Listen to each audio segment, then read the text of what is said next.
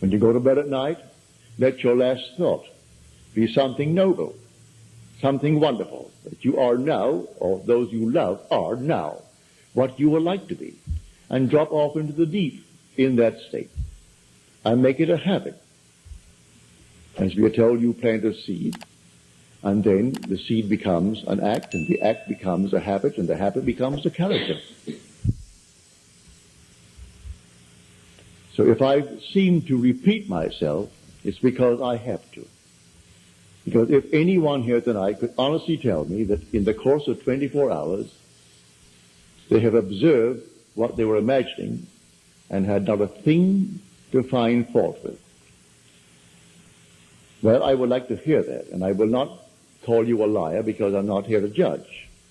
But it would be a marvelous thing if you could tell me that.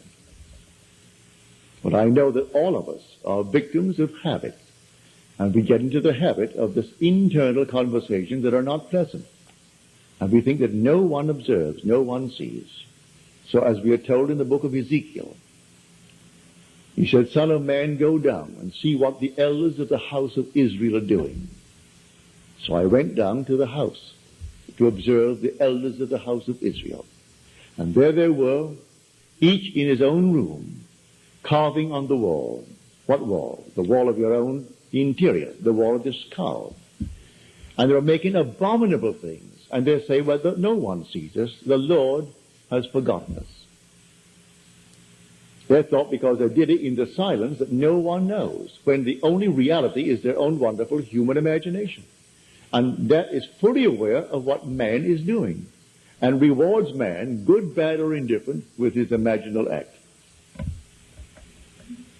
Now, no one can tell me that you could not tonight start to become, if you want to be prosperous, that's a relative term.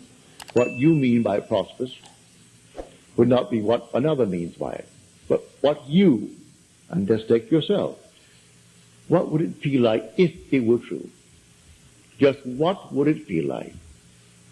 And then go about your business feeling as though it is true.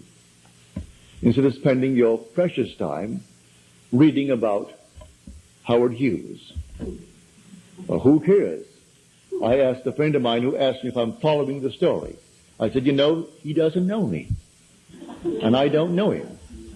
And I'm quite sure that if I met him, he would not really buy me a sandwich.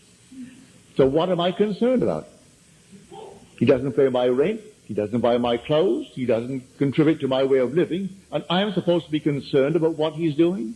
He doesn't interest me. None whatsoever. So I must spend my precious time reading about Howard Hughes.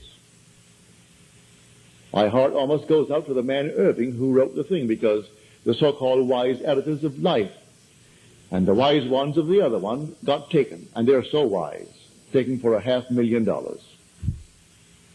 And so I'm not saying that I would want to duplicate it in my life, but it almost serves them right to pull that upon the people and throw it. Who cares about Hughes, really?